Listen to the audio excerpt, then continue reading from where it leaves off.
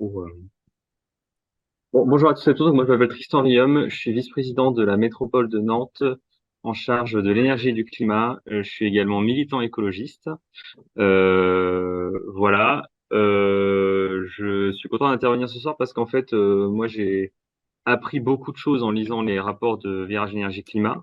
Je suis content que vous ayez présenté aussi les projections et les controverses parce qu'en fait, moi je suis dans un parti politique qui se base sur les travaux de Negawatt et de Virage Énergie Climat pour dire ce qu'il dit sur notamment le besoin de méthanisation ou non, ou le besoin de gaz vert en France. Voilà, toutes les controverses auxquelles on fait face aujourd'hui, on est un peu ensemble dedans, si je puis dire, même si moi, en tant qu'élu, après, je dois finalement faire des choix en fonction de tout ça. J'avais initialement une demi-heure, mais on m'a grillé 10 minutes, donc je vais essayer d'aller plus vite. Je voulais vous parler rapidement de la trajectoire métropolitaine énergétique et comment le gaz a une place là-dedans. La question de la méthanisation à l'échelle de la métropole et ensuite, puisque c'était la commande, faire un zoom local sur le projet de méthaniseur à Saint-Herblain, sachant que c'est pas moi le porteur de projet, donc vous verrez les slides, je les ai pris au porteur de projet et on m'a demandé de présenter ce projet, donc je le fais. Oui, pardon, il est sur le territoire de Saint-Herblain, mais il est limitrophe avec Indre. Trajectoire métropolitaine, la plupart des données que je vais vous montrer sont issues du schéma directeur des énergies, qui est donc un document qu'on a voté à la métropole et qui donne un peu la trajectoire énergétique qu'on souhaite suivre sur la métropole. Le document a été voté en 2020, c'est ça, 2020. Et donc, il y a des données qui peuvent être un peu datées quand même, et en même temps, on met toujours un certain temps, et on va mettre à jour ce document dans l'année qui vient. Donc, de toute façon, il y aura une mise à jour de tout ça. Euh, Aujourd'hui, en 2016 du moins, on est à 7% d'énergie renouvelable sur la métropole de Nantes, ce qui est évidemment pas beaucoup. Principalement du bois énergie, puisque c'est ça la principale énergie renouvelable qu'on a sur la métropole de Nantes, donc brûler du bois pour faire de la chaleur et l'injecter dans des réseaux de chaleur. Et ensuite, on a un petit peu de solaire thermique, de photovoltaïque, valorisation de déchets, même si ça, on pourra le questionner un petit peu après, géothermie, géoaérothermie, et tout en bas, vous voyez le biogaz et la méthanisation, puisque je pense que quand les chiffres ont été faits, il doit y avoir une méthanisation sur la métropole de Nantes. Quand on parle énergie, là, je ne vais pas entrer dans le détail du schéma directeur des énergies, parce que c'est un très grand document, mais globalement, en politique publique, on va regarder à qui on s'adresse, donc les ménages ou les entreprises, ou les acteurs publics, quel type d'énergie on travaille, donc produits pétroliers, gaz, électricité ou autres. Nous, évidemment, le débat ce soir, il est plutôt sur le gaz. Mais après, il y a aussi l'enjeu des secteurs et des usages. Et chaque type d'énergie est utilisé d'une manière différente. On en a parlé un petit peu ce soir. Donc, le gaz est principalement utilisé pour le chauffage. Et on imagine demain qu'il a sa place dans la mobilité et qu'il aura moins sa place dans le chauffage. Et donc, j'y reviendrai aussi, mais il y a beaucoup d'enjeux qui, je pense, ne sont pas aboutis. On a besoin du monde militant pour nous accompagner aussi sur ces choix technologiques, parce qu'aujourd'hui, ça repose un peu sur le bon vouloir d'élus qui n'ont pas toujours tous les éléments. Donc voilà sur les grosses masses, en tout cas, de consommation d'énergie sur la métropole. Et donc ensuite, le schéma directeur des énergies, il vient pour chaque type d'énergie, chaque vecteur d'économie d'énergie. On vient se dire qu'est-ce qu'on va faire, donc combien de copro il faudrait qu'on rénove, combien de panneaux il faudrait qu'on pose, combien d'éoliennes il faut poser, aussi en fonction du gisement. Donc c'est un travail qui est très théorique, qui n'est pas territorialisé. C'est-à-dire qu'on ne dit pas où est-ce qu'on met les panneaux photovoltaïques ou les éoliennes. C'est vraiment un travail assez abstrait d'une certaine manière, mais qui est quand même appliqué à la métropole de Nantes. Et tout ce travail-là, il nous permet de faire ça. Donc ça, c'est en gros 2016 et 2050. À gauche, c'est donc les consommations énergétiques actuelles sur la métropole de Nantes. 93% d'énergie non renouvelable, donc des produits pétroliers, du gaz et de l'électricité conventionnelle. Et le but en 2016, mais depuis il a changé, mais au moment où ce document a été fait, on visait 50% d'énergie renouvelable d'ici 2050. Maintenant, on passe à 100%.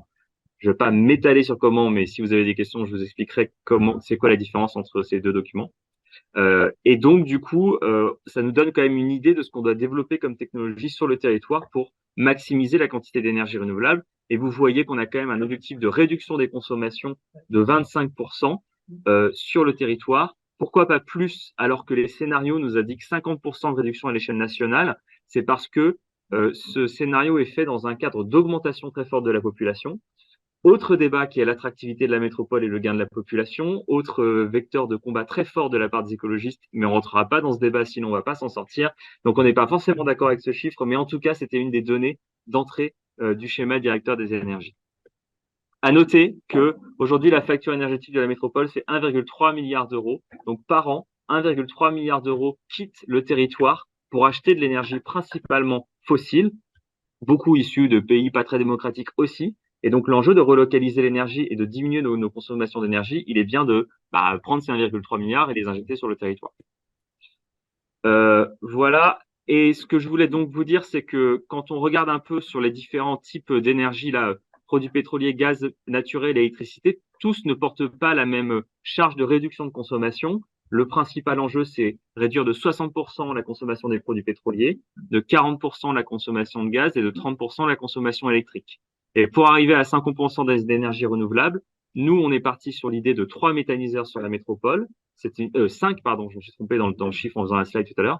Mais c'est un travail théorique qui a été fait en plus avant que j'arrive. Mais en fait, voilà, on avait pris cette idée-là comme une hypothèse. On a énormément d'énergie qui continue à être importée. Et une grosse partie du débat, en fait, qui est actuellement présente, c'est finalement où est-ce que le gaz va être bien utilisé? C'est-à-dire, est-ce que, ça a été dit, est-ce que c'est plutôt les gros camions, les petites voitures? Moi, on m'a même proposé des trottinettes à hydrogène, ce qui est complètement absurde. Mais en fait, nous, aujourd'hui, en tant qu'élus, on est devant plein de choix technologiques qui ont énormément d'impact sur ce modèle-là. Et même, voilà, en termes de chauffage, est-ce qu'il faut maintenir ou non le chauffage au gaz pour le logement? Enfin, il y a plein de questions en fait auxquelles on est confronté. Et donc on essaie de se baser sur des scénarios pour nous guider, mais les scénarios peuvent être théoriques, voire être mis en cause. Ceux-ci sont des données tout à fait personnelles que vous ne retrouverez nulle part ailleurs, mais je veux pointer le fait que le gros combat, il est sur la réduction des consommations de gaz. Donc ça, c'est des données que j'ai reconstituées moi parce que vous ne la trouverez pas en fait. C'est-à-dire quels sont les postes de dépenses de gaz sur la métropole de Nantes. Le deuxième poste, alors c'est le bassin d'emploi plus exactement.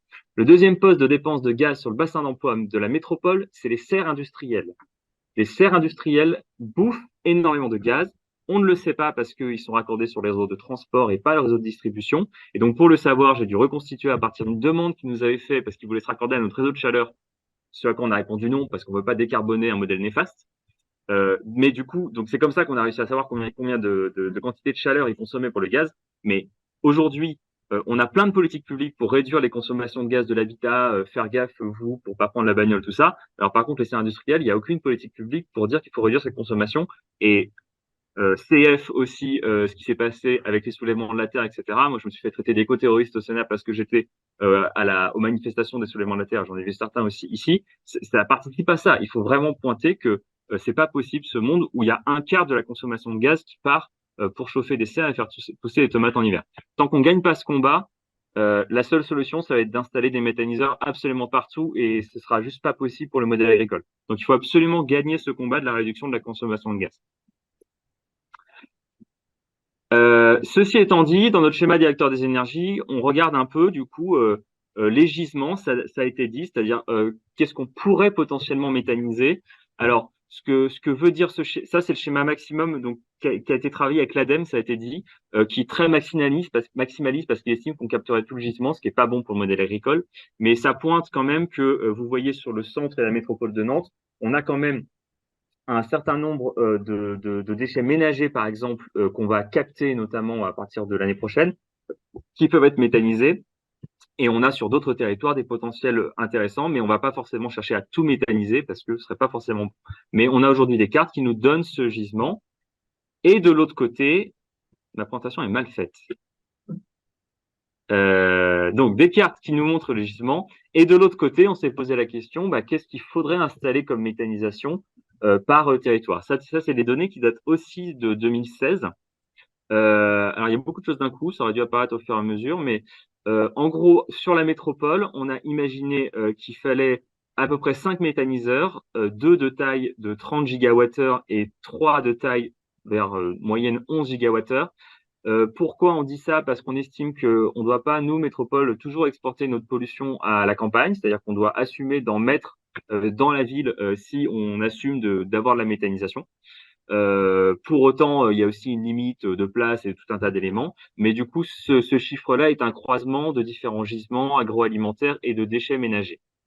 Je remettais à gauche le rapport entre notre schéma qui pointe 30 gigawattheures et le projet de Corcouët-sur-Logne, où on est, je pense, tous et toutes opposés à ce projet pour des questions de taille et j'y reviendrai. Le Corcouët-sur-Logne, c'était 250 gigawattheures. Donc nous, en fait, on est parti sur une hypothèse que le plus gros méthaniseur de la métropole serait 8 fois plus petit que Corcouët-sur-Logne. Le projet dont on parlera plus tard est de 25 gigawattheures, donc un peu plus petit que ce 30 qui avait été imaginé. Même en faisant là les trois méthaniseurs de 11 et les deux de 30 sur la métropole, on arrive, nous, à produire 4% de notre gaz par rapport à ce qu'on consomme aujourd'hui. Donc, vraiment, l'enseignement de ça, c'est il faut réduire nos consommations de gaz de manière drastique. Et aussi, et ça peut-être, enfin, c'est abordé dans les scénarios, mais pas assez dans le débat public, il faut qu'on produise du gaz vers d'une autre manière que la méthanisation. Il y a d'autres technologies complémentaires, des trucs comme la pyrogasification, etc. Il y a des choses qui sont en train de se développer et c'est absolument essentiel qu'on fasse une combinaison de technologies, c'est-à-dire qu'on ne peut pas se passer de la méthanisation, mais on ne va pas non plus produire tout le gaz vert qu'avec la méthanisation. Donc, il y a une complémentarité de technologie à trouver. Je sais pas où j'en suis là sur le timing. Il te reste 10 minutes. Oh là là. Entre 5 et 10. Allez. Ok. Là, je veux juste pointer, ça c'est l'augmentation de la méthanisation en Pays de la Loire, je crois. Ouais, c'est Pays de la Loire. Ça augmente très fortement et moi j'ai une certitude, c'est que autant le cadre législatif dans l'éolien, il est très bien. C'est-à-dire que moi, en tant qu'écologiste, si un projet a passé toutes les étapes, préfecture, patati patata, globalement, je pense que le projet est bon. Il peut y avoir des cas où c'est pas bien, mais moi, enfin, normalement, ça va. Sur la méthanisation, c'est pas le cas. Et c'est ça le problème qu'on a aujourd'hui, c'est que le cadre est pas assez abouti, ça a été dit. La qualité des méthanisations dépend fortement de l'exploitant, de comment c'est géré, de plein d'autres éléments de considération politique. Et c'est ça le problème qu'on a aujourd'hui, c'est que la loi n'est pas assez bien foutue. Et donc on doit, nous, en fait, se taper des débats qui normalement devraient avoir lieu dans d'autres cercles. Et sur l'éolien, par exemple, bah, globalement, c'est beaucoup mieux balisé. On a deux espaces de travail pour faire évoluer ce cadre en local, les zones d'accélération ONR. Je ne vais pas forcément m'étaler là-dessus, mais les collectivités prennent de plus en plus de place dans la programmation énergétique et donc demain on pourra intervenir aussi sur notamment le modèle de méthanisation. C'est un espace de travail. L'autre espace de travail, c'est que de plus en plus, entre élus, on se dit qu'il faut quand même un cadre départemental, qu'on ait un espace pour discuter de ces sujets-là, aussi en lien avec les questions agricoles, parce que au bout d'un moment, c'est quand même, on prend toujours le sujet par le petit bout de la lorgnette et c'est plus souhaitable. Virage Énergie Climat m'avait envoyé une série de questions avant que j'arrive ce soir. Dans les questions, il y avait et les déchets. Donc, je vous fais un mini aparté déchets parce que je vous l'ai dit, un gros gisement de biomasse sur le territoire, ça va être les déchets. À Nantes Métropole, on est en train d'éclater notre fameux système Trisac. Donc, je ne sais pas s'il y a beaucoup de gens qui sont soumis au Trisac, mais on est une des seules collectivités, en fait, mélanger dans une seule poubelle tous les sacs recyclables et déchets ménagers, donc bleu et jaune. On a vraiment essayé, mais ça marche pas assez bien. Donc maintenant, on resépare. On va avoir les déchets ménagers classiques, les déchets recyclables et la troisième poubelle qui arrive. On le déploie à partir de. Alors, on a commencé à Nantes-Nord déjà depuis quelques années, et là, ça va être déployé dans toute la ville à partir de 2024. Donc voilà, on va enfin trier nos déchets. Deux intérêts énormes. On va valoriser la biomasse dans nos déchets, les épluchures, etc. L'autre intérêt, c'est qu'aujourd'hui, on brûle des déchets qui contiennent beaucoup d'eau. Et donc, ça fait qu'on doit, dans nos incinérateurs, faire évaporer l'eau avant de les brûler, de fait. Donc, ça dépense beaucoup d'énergie. Donc, on va en plus gagner de l'énergie dans nos incinérateurs. Le débat est ouvert sur qu'est-ce qu'on fait de ces déchets, et j'invite d'ailleurs Virage Énergie Climat à contribuer à ce débat, parce que sur la prairie de Mauve, où il y a en ce moment un débat sur voilà justement cette installation, on a plusieurs options.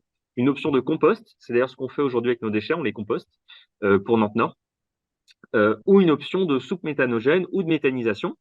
À titre personnel, je trouverais intéressant de faire de la méthanisation avec nos déchets ménagers, parce que si on méthanise nos déchets ménagers, ça permet de foutre un peu la paix au domaine agricole. C'est-à-dire qu'on vient mettre moins de pression sur les agriculteurs en disant au moins les déchets ménagers de la ville, on les méthanise. et du coup, il y aura moins de pression sur le monde agricole pour faire la méthanisation.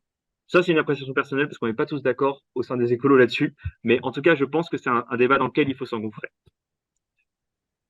J'ai essayé de faire très rapide, j'espère que je ne vous ai pas perdu. Il me reste combien de temps, Charles? Là, je finis. Bon, je vais terminer juste sur le méthaniseur de Saint-Herblain. Donc, j'appelle Saint-Herblain parce qu'il est sur la commune de Saint-Herblain. Il est maintenant connu sur le méthaniseur des bords de Loire. Donc, je vous ai remis une carte avec un timing beaucoup trop long pour que je le fasse en entier. Mais donc, on est voilà à l'ouest de Nantes, juste avant la commune de Indre. C'est un vieux projet qui date de 2010. Moi, pour votre information, en 2010, j'étais en première S. Et donc, bah voilà, le projet, quand moi je suis devenu élu, il est arrivé sur ma table. Et donc, j'ai dû finalement réfléchir, est-ce que ce projet, il est bon ou pas? Donc, je vais passer assez vite, du coup, je vais arriver à comment est-ce qu'en tant qu'élu, moi, et en tant qu'élu écolo de surcroît, j'apprécie un projet comme ça, qui est déjà lancé, et sur lequel je dois me faire un avis. Donc, je vous passe, bon, le cas de la localisation, parce que éventuellement on pourra revenir dessus s'il y a des questions, des débats, et je pourrais vous donner les données, peut-être en termes juste de volume. C'est un projet qui captera 90 tonnes de déchets par jour, un tiers d'intrants biodéchets, un terme d'intrants industriels et un terme d'intrants agricoles. Vous avez l'équivalent en nombre de véhicules, là, véhicules entrants, véhicules sortants. Et ça m'a été posé comme question en termes de gisement. Le gisement pourra provenir de Loire-Atlantique et de 2 départements limitrophes, donc d'Ille-et-Vilaine et je ne sais plus lequel, j'ai cité dans mes notes, et 10% pour être de source en dehors de la région Pays de la Loire. Ce qui m'a un petit peu embêté parce que le porteur de projet m'avait pas tout à fait parlé de ça. Il m'a dit que c'est pour sécuriser son approvisionnement si jamais il y a un jour il trouve pas de camion, il le fait venir de plus loin. Et de toute façon, il a aucun intérêt à le faire puisqu'il y a largement assez de gisements en local. On est quand même proche de la 6e métropole de France, je pense qu'il y a largement assez de gisements, mais il a inscrit ça dans son dossier. Donc bon, en tout cas, il ne pourra pas aller au-delà de 10% extra-régional au sens administratif du terme. Donc comment est-ce que moi j'ai apprécié ce projet? Alors, euh, différents enjeux ont été pointés là sur inclure le projet dans une programmation territoriale d'un point de vue énergétique et d'un point de vue du gisement. Ne pas bloquer l'avenir avec un projet démesuré, c'est aussi une critique qu'on a sur le fait qu'on bloque les agriculteurs dans un modèle qu'on aimerait voir changer, potentiellement un modèle industriel. Euh, Avoir une concurrence avec les cultures alimentaires et énergétiques, le besoin de rester sur une taille raisonnable parce qu'il faut que ça fasse du sens. Il ne faut pas rentrer dans des approches ultra-capitalistes et c'est une des grosses critiques qu'on a fait sur Corco et sur Logne, le projet de Corco et sur Logne, et avoir une quantité de transport raisonnable. Et enfin, viser un investissement direct de la collectivité, voire un investissement participatif. Alors, si on prend du coup les deux projets, non, ça ne marche pas, super. Alors, si on prend les deux projets du territoire en parallèle, moi je me suis vraiment fait ce tableau en fait pour regarder ça. Le projet Corcouët-sur-Logne est un projet où il n'y a pas de lien avec les politiques locales, c'est un projet qui est en fait purement privé. Ils se sont pas inscrits dans une programmation énergétique ou agricole. Du côté du projet Herbinois, on a été associé depuis assez longtemps. On a participé au choix de l'implantation puisqu'il y avait différents sites et on a fléché ce site par rapport à d'autres, notamment en termes d'artificialisation des sols. Et donc, on l'a dans la ligne de mire depuis longtemps. Sur la question ne pas bloquer l'avenir avec des projets démesurés, sur Corcouët, le fait que les agriculteurs soient co-investisseurs, ça peut poser un problème. Alors c'est paradoxal parce que nous on est pour l'investissement participatif, mais sauf que s'ils co-investissent, derrière c'est plus dur d'en sortir, quoi. C'est pas juste une relation finalement de gestion de déchets et de récupération d'intrants. Là, ils doivent investir des millions d'euros dans un projet, donc ils sont très liés. Là, sur le projet de Saint-Herblain, on n'a pas ça et on a une certaine flexibilité des intrants. Sur la question de la taille raisonnable, bon bah là, à Corcouët, c'est carrément des fonds de pension étrangers qui investissent, donc c'est vraiment en termes de gestion, c'est catastrophique. Et d'ailleurs, Corcouët-sur-Logne, ils ont perdu beaucoup de partenaires si vous regardez l'historique du projet, parce que beaucoup de gens étaient scandalisés de cette gestion. Sur le projet Herbinois, c'est pas le cas. C'est un projet qui est beaucoup mieux dimensionné pour le territoire. Et sur le projet volet participation, il n'y a pas de participation ni pour Corcouët ni pour Saint-Herblain. Ça pourrait être une piste pour la métropole sur laquelle je souhaite travailler, que la métropole ait des moyens d'investissement direct dans les projets, ce qui n'est pas posé un certain nombre de problèmes, parce qu'aujourd'hui, moi, je vous dis, c'est pas un projet porté par la métropole, ça peut être un peu facile de la part de l'élu de dire c'est pas mon truc. Demain, si on investit, ça devient un autre sujet, donc on sera beaucoup plus impliqué et ça demandera une présence politique beaucoup plus forte. Ça, c'est vraiment sincèrement comment j'apprécie ce projet. Encore une fois, il y a plein de controverses, il y a plein de sujets à traiter, et donc le projet n'est pas parfait. Néanmoins, fort de cette appréciation politique-là et du fait qu'il était quand même lancé depuis 10 ans, ce projet, la métropole a émis un avis officiellement positif au projet avec deux réserves principales. D'abord, le fait que il fallait que le porteur de projet prenne en compte les critiques sur le plan d'épandage qui ont été émis sur le projet. Ça, c'est un sujet un peu technique, mais voilà. L'autre enjeu, c'est d'avoir une instance démocratique de gestion de cette installation. Ça, je sais que ça peut sonner un peu comme les élus nous en fument à créer un espace de dialogue, mais en fait, d'expérience, ça fonctionne quand même plutôt bien. On avait des grosses controverses aussi sur une, un projet d'énergie bois vers la commune de 30 mou au dernier mandat. Et en fait, les comités de suivi a fait un vrai travail sérieux. Le porteur de projet paye RPI de la Loire pour faire des mesures. Ils ont de la donnée objective. Une forme de rapport de force peut aussi s'installer quand il y a des problèmes, des camions pas bâchés, des heures pas possibles. Donc, il y a vraiment quelque chose de possible. Je pense que le suivi des installations par des collectifs citoyens, c'est quelque chose auquel je crois vraiment. Et donc, je l'ai écrit aussi dans le rapport pour qu'on puisse travailler ensemble là-dessus sur le suivi de l'installation. Pour aussi contrôler, par rapport à ce qui a été dit, une disparité de qualité très forte dans la méthanisation. Voilà, j'ai essayé d'être succinct. Attendez, est-ce qu'il y a des choses que je vous ai pas dit? Si, un élément juste, il y avait la question à un moment donné de l'abandon du gaz. Il y a des éléments techniques sur lesquels, enfin, pour lesquels on ne va pas abandonner le gaz, ça a été dit. Un élément que vous n'avez pas dit, c'est que nous, on a un réseau de gaz qui a à peu près une valeur de un demi-milliard d'euros. C'est dans ma politique publique, ça fait partie des choses que je dois gérer, enfin pas personnellement, mais dans ma politique publique. Ce demi-milliard d'euros de réseau de gaz, c'est donc celui qui est enterré, c'est un bien collectif en fait. Ça nous appartient à tous et à toutes, ça appartient à la collectivité. Donc il faut quand même aussi qu'on se pose la question de qu'est-ce qu'on en fait. C'est-à-dire que si on abandonne complètement le gaz, c'est quand même aussi de l'investissement qu'on a tous mis, du carbone aussi, qui demain ne sert plus à rien. Et donc ça pose une question, d'autant que ça reporte sur le réseau d'électricité, il va falloir carrément renforcer le réseau d'électricité. Je trouve que la partie réseau, qui est quand même pour le coup très geek de l'énergie, mais c'est aussi un sujet parce que le réseau, il nous appartient à tous et à toutes, et donc bah, voilà, il faut aussi qu'on les valorise. Parce que nous, on s'est mis sur sur une crue millénale, sur notre PPRI. Et d'ailleurs, je me prends des volets de bois vert d'un certain nombre de maires de la métropole qui trouvent qu'on a un PPRI trop exigeant. Donc voilà. Enfin, et après, c'est à l'État, en fait, de juger de tout ça. C'est-à-dire, moi, je peux pas. Je vous ai donné comment est-ce que j'appréciais le projet. Moi, je suis ingénieur. Pour autant, je suis pas technicien de la question du risque. Les services de l'État ont étudié le dossier, l'ont validé. Ça veut dire qu'ils considèrent que techniquement, au regard de notre PPRI qui prend en compte des crues millénales, il ne représente pas de risque pour la population.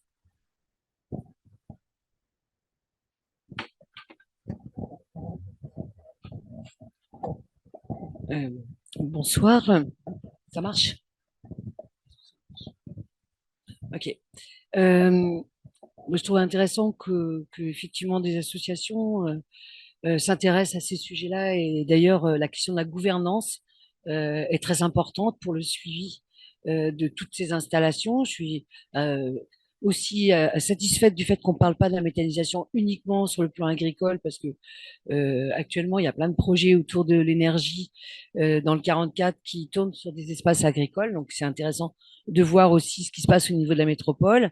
Et j'ai une petite question sur notamment le suivi de ces entrants dans les bacs qui permettent de récupérer les déchets alimentaires. Comment on fait pour s'assurer que ce soit que des déchets alimentaires et comment sont traités, notamment, puisqu'on peut mettre de la viande. Moi, j'ai vu des gens mettre du plastique, des choses comme ça. Est-ce qu'il y a une vigilance là-dessus parce que c'est très important. Et dernière question, c'est sur les digestats que dans le projet qui est présenté sur Nantes Métropole, où vont les digestats ensuite?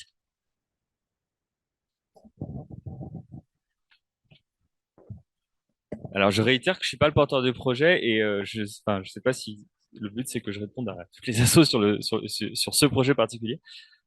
Sur la première question sur les déchets ménagers, je comprends du coup. C'était la première question sur la planche de plastique. Ok. Ça c'est un sujet qui est difficile de répondre de manière théorique, c'est-à-dire qu'on peut pas dire a priori est-ce que les gens vont bien faire le tri. On va plus essayer et voir. Dans l'essai qu'on a fait à Nantes Nord, on constate que ça marche bien.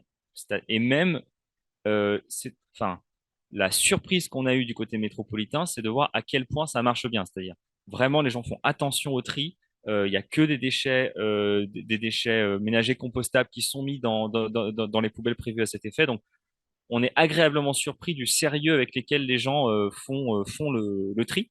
Donc, voilà, on n'a pas eu de mauvaises surprises. Par contre, bon, bah, on verra que si on étend, peut-être qu'il y a des quartiers plus bourgeois où ils font n'importe quoi. On verra, je ne sais pas. Je peux pas qualifier. Ce qui est sûr, c'est qu'on va voir au fur et à mesure de la mise en œuvre. Et donc, en tout cas, le travail qui sera fait notamment sur la plateforme à Primo, c'est justement le but, c'est de faire ce tri et de faire ce contrôle qualité. Parce qu'après, si notamment on fait du compostage, il faut s'assurer en effet de ne pas mettre du plastique dans les champs qui font du compost. Donc, donc c'est bien le travail qui sera fait sur la plateforme. Mais pour l'instant, on a plutôt des bonnes surprises. Sur la question du plan d'épandage, c'est ça? Ça, en effet, ça a été un sujet qui a été soulevé. Donc ça, c'est le porteur de projet qui a fait un plan d'épandage. J'ai une slide éventuellement, mais en fait, ils ont soumis un plan d'épandage. Je crois qu'il y a 90% des fermes qui sont à moins de 30 km de l'unité de méthanisation, ce qui est important aussi en termes de distance parcourue. Donc ça, c'est un élément important. Ce que je peux dire par contre là-dessus, c'est que tout à l'heure, j'ai donné les pistes de travail territorial avec les zones d'accélération linéaire, etc. Je pense qu'il faut qu'on avance plus sur ce qu'on demande aux porteurs de projet en termes d'épandage, c'est-à-dire que typiquement sur ce projet, on n'a pas soumis l'autorisation au fait que l'épandage puisse être utilisable dans l'agriculture biologique. Voilà. Ce qui, enfin, si le projet arrivait demain, moi, c'est le premier truc que je poserais comme question, c'est-à-dire, du coup, est-ce que par rapport au fait qu'on a un plan alimentaire territorial qui veut pousser l'agriculture biologique et uniquement ce type d'agriculture, est-ce que, bah, du coup, est-ce que ça correspond? Donc, typiquement, voilà, je pense que ça, c'est un des sujets qu'il faudrait qu'on puisse avancer. Ensuite, sur le plan d'épandage, il y a eu tout un débat avec le SAGE, donc la commission locale de l'eau, qui met un avis, en fait, sur le projet. Euh, Là, ça va vite être très compliqué, mais globalement, la commission locale de l'eau a émis un avis défavorable sur le projet au regard du SAGE actuel, mais favorable au regard du futur SAGE qui va bientôt être validé, mais la préfecture ne le valide pas encore, donc c'est encore l'ancien SAGE qui est validé. Bref, donc moi, ce que je comprends, et j'ai aussi, parce que j'ai envie de ne pas faire n'importe quoi, appeler des gens à la commission locale de l'eau, savoir est-ce qu'il y a un problème, est-ce qu'il faut qu'on arrête. Ils me disent non. Globalement, on ne pense pas qu'il y a un risque. D'ailleurs, c'est pour ça qu'on a émis un avis favorable au regard du nouveau SAGE. C'est juste que l'ancien SAGE était ce qu'il était et que de fait, on doit suivre la règle qui avait été mise à ce moment-là et que la règle, c'était qu'il fallait qu'il soit défavorable. C'est pour ça qu'ils ont bien tenu à faire savoir qu'il était favorable au regard du nouveau SAGE.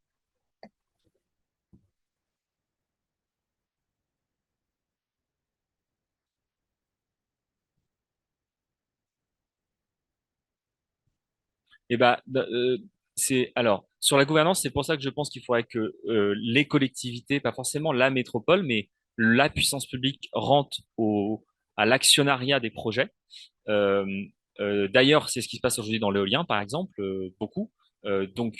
Parce que derrière, on a un contrôle, on a l'information et on a un contrôle public. Donc moi, je suis persuadé que c'est ça qu'il faut qu'on fasse. Sur ce genre de projet, c'est trop tard. Le truc est déjà lancé. On a aussi, enfin, l'option on arrête tous les projets qui seraient pas parfaits est aussi un problème. C'est-à-dire que quand on voit les courbes et quand on voit la quantité de gaz fossile qu'on apporte, et je vous fais pas le dessin d'où il vient ce gaz, faut aussi qu'on produise du gaz au niveau local. Donc moi, je peux pas, en mon âme et conscience, arrêter tout projet qui rentre pas pile poil dans mes cases. Donc ça veut dire qu'il faut qu'on trouve un moyen quand même de faire un contrôle. Et ce contrôle, c'est pour ça que je parle de la commission de suivi locale par les habitants, parce qu'il faut qu'on ait une capacité à faire un rapport de force avec les porteurs de projets.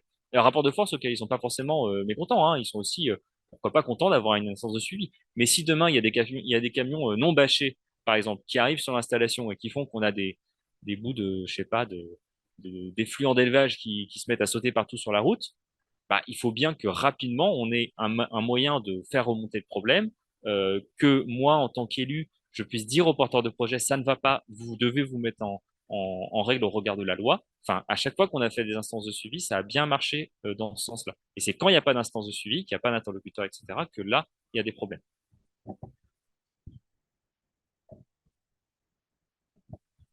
Il y a des obligations sur les centrales nucléaires, mais je ne suis pas pour une centrale nucléaire dans la métropole.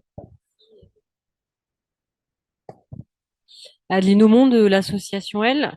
Je vais rester sur ce projet-là, Nantes Métropole. Alors, pas pour aller dans les détails techniques, parce que vous n'êtes pas le porteur de projet, c'est pas à vous forcément d'y répondre. Mais moi, je m'étonne beaucoup, enfin, j'ai beaucoup du mal à comprendre ce projet et surtout la non-implication de la métropole. Alors, je suis aussi à titre personnel, parce que j'habite de l'autre côté de la Loire, sur Mouguenais. En 2010, c'est un porteur de projet privé qui s'appelait Volvé, qui est un développeur qui vient voir la métropole avec un projet. Donc, à ce moment-là, je peux encore comprendre que la métropole te dise, bon, ben, on discute avec un industriel.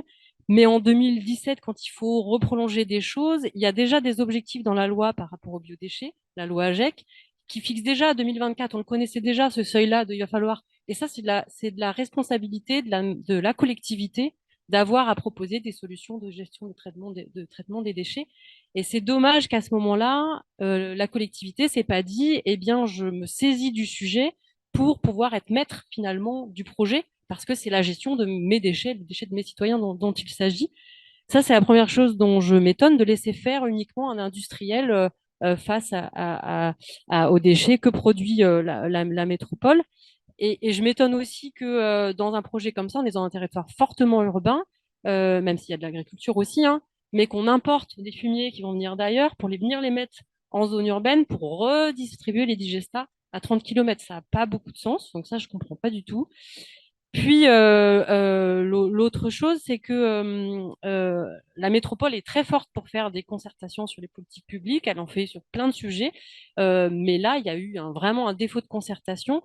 Et il aurait pu être du rôle aussi, alors si vous n'étiez pas là, c'était l'équipe avant, enfin aussi de la métropole d'obliger les porteurs de projets, alors d'obliger les porteurs de projets à faire une vraie concertation.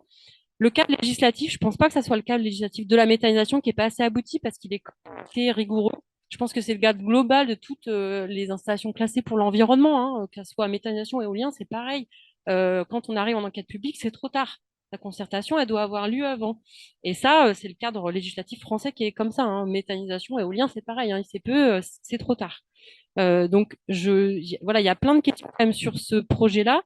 Moi, j'entends que c'est de votre bouche que c'est trop tard. Est-ce que c'est vraiment trop tard?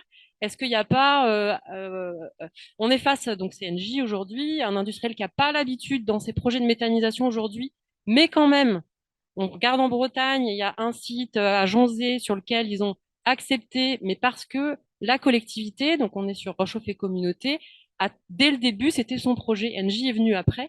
Là, on est dans un rapport de force complètement différent où on laisse l'industriel tout faire.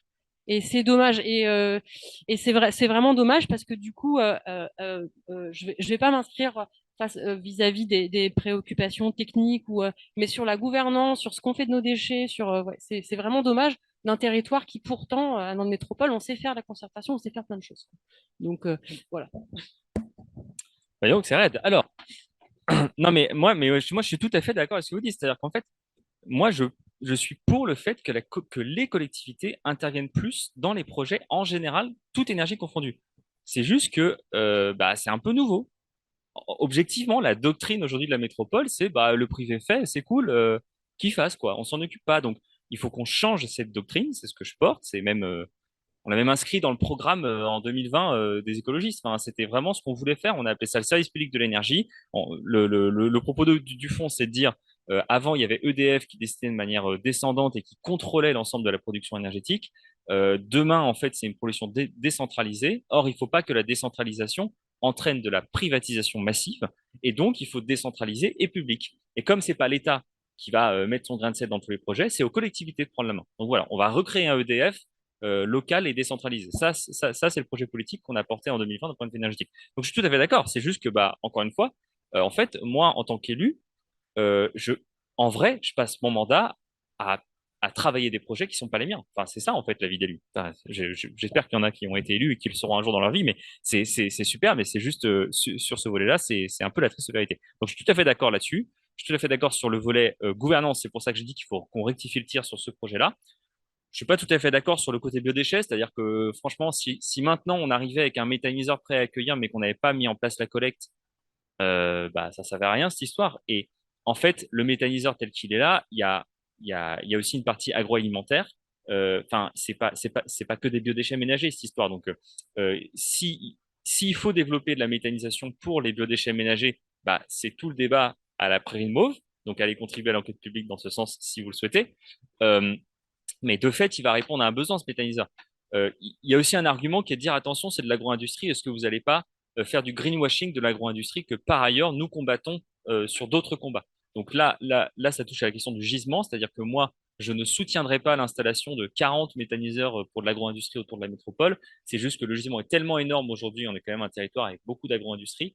Il est tellement énorme par rapport à ce qu'on en fait qu'il y a largement de la marge. Mais voilà, donc sur le côté biodéchets, en fait, on est déjà en train de mettre en place la récolte, ça va prendre du temps.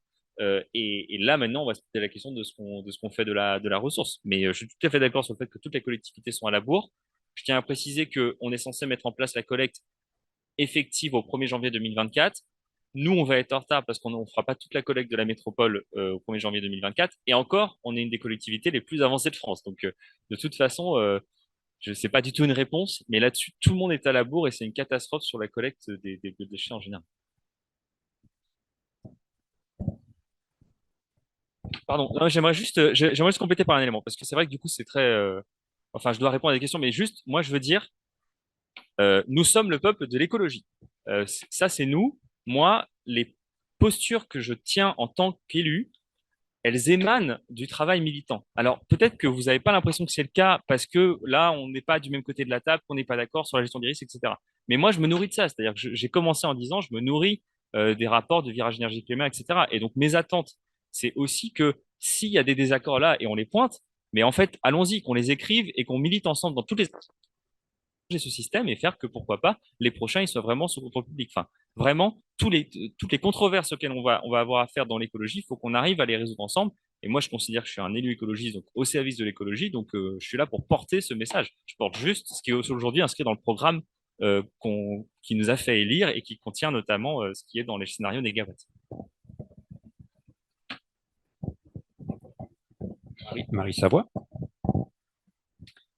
Donc moi j'interviens pour la Confédération paysanne. Je suis en Loire-Atlantique et puis il y a Robin, quelqu'un, Anthony Robin, voilà, qui est en visio. Tu n'hésiteras pas à intervenir, Anthony. Moi sur plusieurs points. Je voulais faire une petite alerte par rapport à ce qui a été dit en tout début d'intervention par Virage Énergie Climat sur vos projections avec une méthanisation qui inclurait de la prairie permanente. Sur le papier, on se rend compte que bah, c'est très bien. La réalité, là, en Pays de Loire, elle est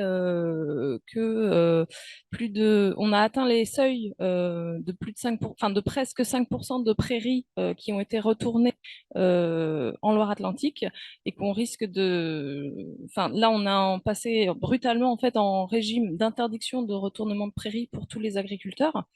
Donc c'est pas forcément la faute à la méthanisation, rien à voir, sauf que j'ai du mal dans la programmation, enfin dans ce qu'on voit dans les territoires, en imaginant là un développement de méthanisation.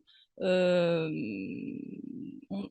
Concrètement, on voit pas beaucoup de prairies aller dans les méthaniseurs, c'est plutôt des cultures. Si l'élevage continue de s'effondrer, c'est bien les cultures qui arrivent, qu'elles soient pour culture de vente, culture pour nourrir l'homme, l'animal ou culture pour la méthanisation, mais ça risque de coincer à un moment donné. Et je ne sais pas, voilà, comment ça sera contrôlé. Ce qui me faisait aussi intervenir sur le fait que les 15% de culture dédiée, donc c'est réglementaire, je le dis à chaque réunion, apparemment la DDTM nous dit que c'est très bien contrôlé et que c'est véridique. Nous, agriculteurs sur le territoire, on a quelques doutes parce que enfin, de notre intuition, de ce qu'on voit dans notre quotidien. Voilà, on voit ce que font nos voisins. On a tous des voisins qui commencent à méthaniser. On voit les surfaces qui partent, des bennes de tracteurs qui circulent. Enfin, les 15%, on a l'impression que ça dépasse un peu. Voilà. Mais alors, ça, c'est voilà, une question au niveau de l'administration. Comment c'est contrôlé? Il y a sûrement quelques embrouilles. Moi, en tout cas, quand on parlait, c'est revenu plusieurs fois dans les interventions du cadre. Est-ce qu'il est le cadre réglementaire, est-ce qu'il est assez bien ficelé ou pas? Moi, j'espère. Alors déjà, j'attends avec impatience la réponse du préfet de Loire-Atlantique par rapport au projet de méthanisation XXL de Corcouët-sur-Logne. On croise tous les doigts pour que il ait bien compris, Monsieur le Préfet, que la plupart des acteurs du territoire tout domaine confondu, était défavorable et qu'il fallait surtout pas donner son autorisation. J'espère voilà, quand ce projet sera abandonné, on en gardera du positif, c'est-à-dire que c'est un projet qui a quand même beaucoup fait réfléchir les élus locaux, pas que, mais voilà. Et je trouve qu'il serait dommage qu'on en reste là, parce qu'en fait, ça doit aussi nous questionner sur qu'est-ce qu'on veut comme modèle de méthanisation sur le territoire une fois que XXL aura été balayé. Euh, Moi, je m'inquiète beaucoup de la méthanisation agricole individuelle, telle qu'elle se développe aujourd'hui.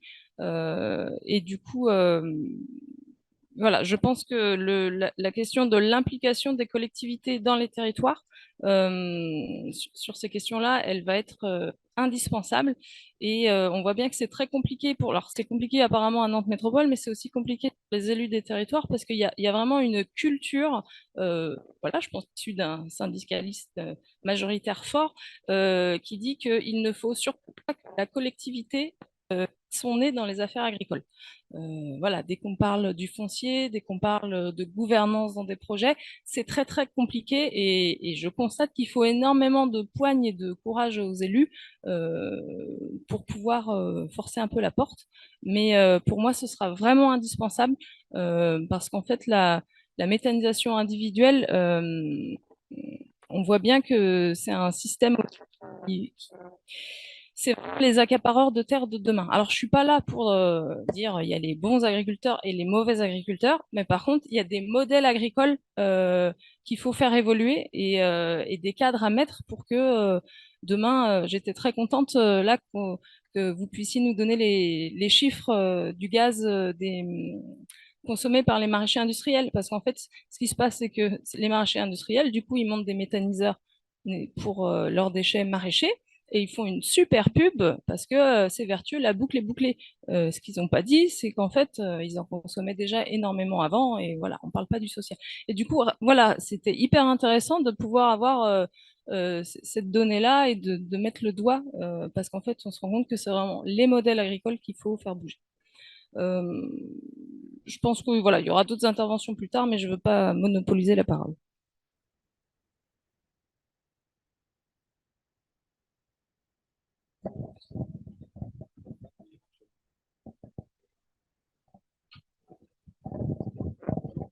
Alors moi, je suis adhérent de l'ADRI, donc au Tarn. Je me posais la question, donc, votre voisine de droite, en fait, a évoqué assez justement la question de la démocratie, en fait, dans ce projet-là.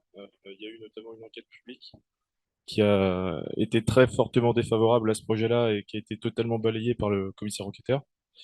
Il y a également, c'est assez facile de trouver en fait des projets de méthanisation qui sont du même ordre de grandeur, qui sont portés par Total, BioBéarn par exemple, ou par Engie à Châtelain, qui ont occasionné des problèmes très importants pour la population. Par exemple, la pollution de l'Aulne à Châtelain qui a décimé la faune dans l'Aulne, qui a privé d'eau potable tous les habitants. À BioBéarn, les habitants à 500 mètres à la ronde qui ne peuvent pas sortir chez eux de l'été parce que l'odeur est insupportable. Enfin, c'est des exemples très faciles à trouver.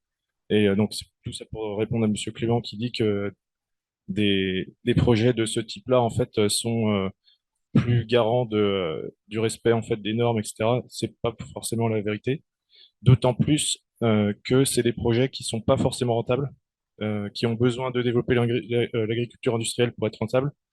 Et moi, je me suis amusé à faire le calcul sur la base de sources que j'ai trouvées euh, sur la base du prix de vente des digestats et sur la base de vente du gaz méthane aux collectivités, il faut des subventions énormes pour que ce soit rentable. Voilà, donc est-ce que nous, en tant que citoyens qui allons être confrontés à ces odeurs insupportables et cette pollution, est-ce qu'on a envie de financer des choses aussi énormes industrielles qui vont nous pourrir la vie? Voilà, c'est la question que je voulais vous poser. Merci.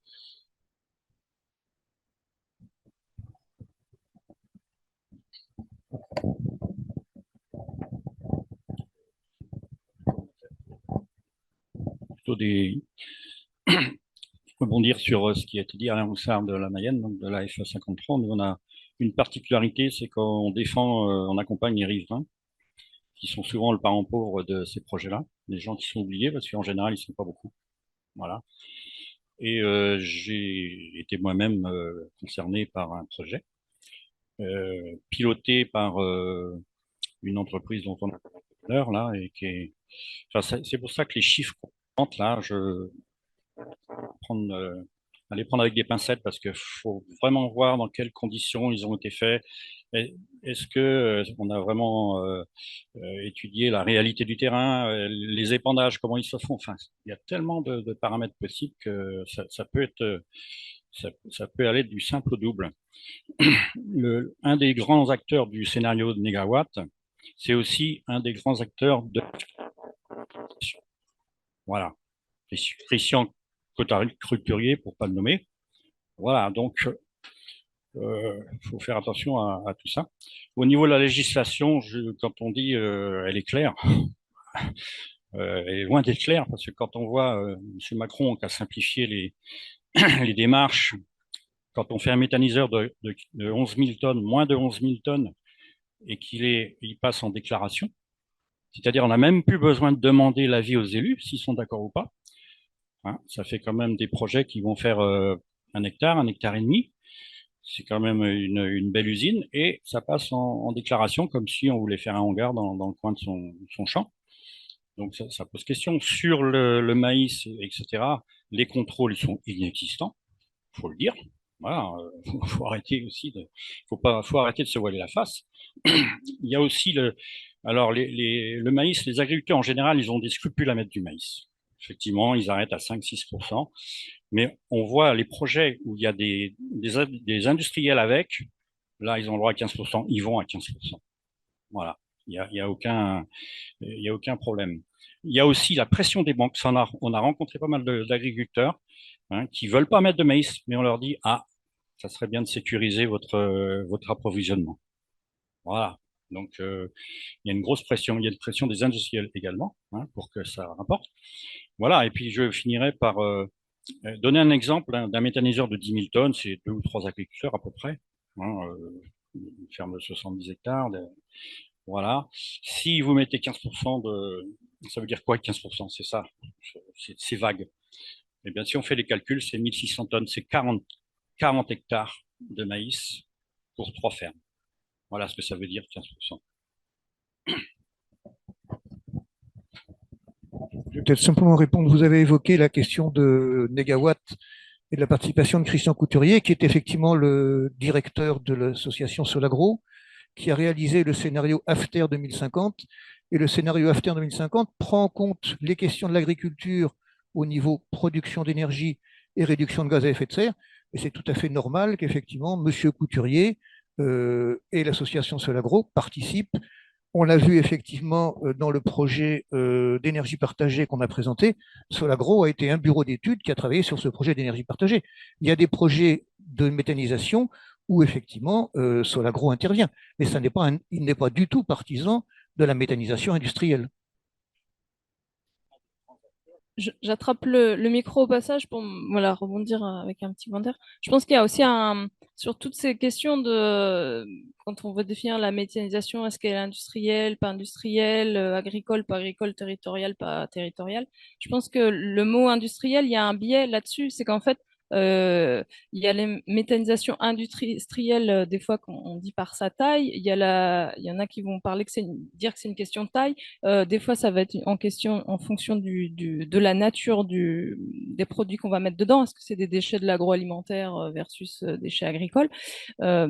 Et sur la méthanisation agricole, je pense que le problème, c'est pas la notion c'est pas de la méthanisation industrielle, mais en fait, c'est que c'est une méthanisation qui nous mène vers l'industrialisation de l'agriculture.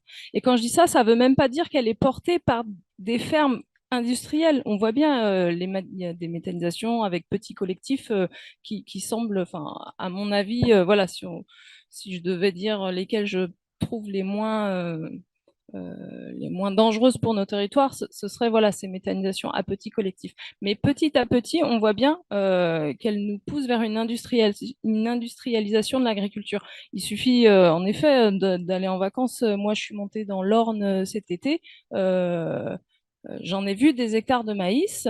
Et j'en ai vu des méthanisateurs, en fait, et on fait assez vite le lien. Et là d'où je viens, dans le pays d'Anceny, ça y est, en fait, il y a des fermes qui vont monter des méthanisateurs il y a quelques années. Je dis toujours méthanisateurs, je dis méthaniseurs. Euh, avec adossé à un élevage. Et en fait, là, aujourd'hui, ça y est, l'élevage, il fout le camp. Et en fait, c'est pas la méthanisation qui a fait disparaître l'élevage, mais ça a été un peu son accélérateur, la solution de facilité dans un contexte déjà compliqué pour l'élevage. Voilà. Donc, il ne faut pas tout mettre sur le dos de la méthanisation, mais c'est sûr qu'en tant que représentant agricole, structure paysanne, on constate que ça fait pas très bon ménage dans nos territoires de maintenir de l'élevage paysan avec un linéaire de haies, avec des prairies pour une qualité de l'eau. Avec la méthanisation, ça fait pas vraiment bon ménage dans les faits concrètement.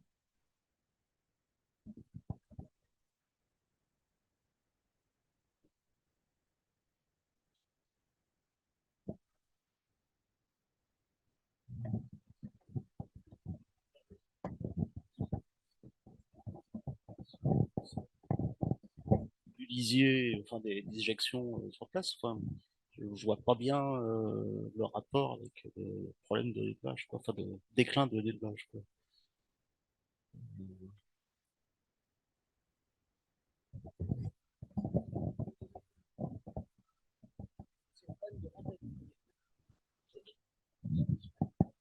C'est que ça va pas être intéressant pour un agriculteur qui vit exclusivement de la méthanisation, qui sera non plus un éleveur, mais un cultivateur. Ça sera pas intéressant de conserver des haies à entretenir parce que les haies font que s'élargir et en fait les vaches c'était très bien pour contenir aussi ces haies.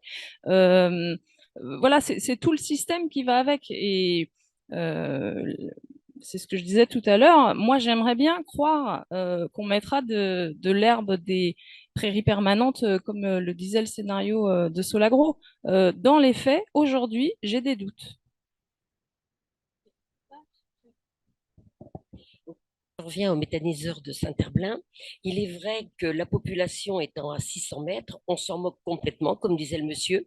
Tout à fait, on s'en moque complètement. On n'a pas du tout été contacté en amont, on a été mis devant le fait accompli, et maintenant on se rend compte que ce méthaniseur, eh bien, il a de grandes chances de se faire, malheureusement, mais ce qui me déplaît le plus, c'est qu'on nous prend un petit peu pour des imbéciles en disant mais non, c'est vraiment merveilleux, il n'y aura pas d'ennui, il n'y aura rien. Quand on voit tous les accidents qui se produisent, il y a quand même des usines Céveso, il y a la Loire, c'est par rapport à la Loire. Il y a un étier qui a été transformé en fossé. Moi, j'ai suivi pendant les grandes marées. Ça monte et ça descend. Un fossé, c'est toujours un étier et l'eau a gagné. La population rome qui est sur ce territoire a dû sortir les voitures à un moment parce que l'eau était dessus. Donc, si l'eau est dessus maintenant, l'eau sera dessus aussi quand le méthaniseur va être. Que se produira-t-il quand il sera là, alors qu'il y aura le digestat, qu'il y aura les digesteurs, qu'il y aura tout ça? Ça ira dans la Loire, je suis désolée. C'est pas parce qu'on bouche soi-disant un étier, l'eau vient par en dessous. C'est technique, hein. Vous bouchez un endroit, l'eau va de toute façon va passer et elle passe.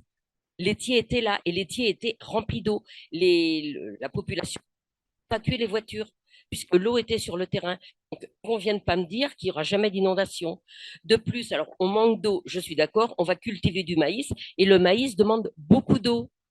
Qu'allons-nous faire en cette période de sécheresse? Soit en ce moment, ce sont les inondations, mais il y a ces périodes de sécheresse, et là, on va cultiver du maïs qui demande énormément d'eau, ça, je pense que je ne me trompe pas, et les agriculteurs, certains, pas tous, attention, sont respectueux, mais leur intérêt financier, c'est bien la culture du maïs pour fournir le méthaniseur, puisqu'on leur achète à meilleur taux, tout comme il faut aussi de la paille dans les méthaniseurs de façon à ce que ça marche. S'il faut de la paille, c'est ce qu'on nous a dit lorsqu'on a visité un méthaniseur, il en faut un peu. Et cette paille, on va la chercher où? Eh ben, c'est au détriment des agriculteurs, Ça, plusieurs me l'ont dit. Donc, il y a plein de choses qui ne vont pas, mais ça, on s'en moque complètement. Alors, on se moque des nuisances par rapport à la population voisine. On se moque des risques d'inondation et de la pollution de la Loire. Je pense qu'on passe sur plein de choses. Et il faut quand même dire que l'agent enquêteur a bien conclu en disant il mettait en doute Engie d'être en capacité de réagir s'il y avait un grave accident. Il l'a marqué, hein. Donc, vous voyez bien que c'est pas ficelé sérieusement.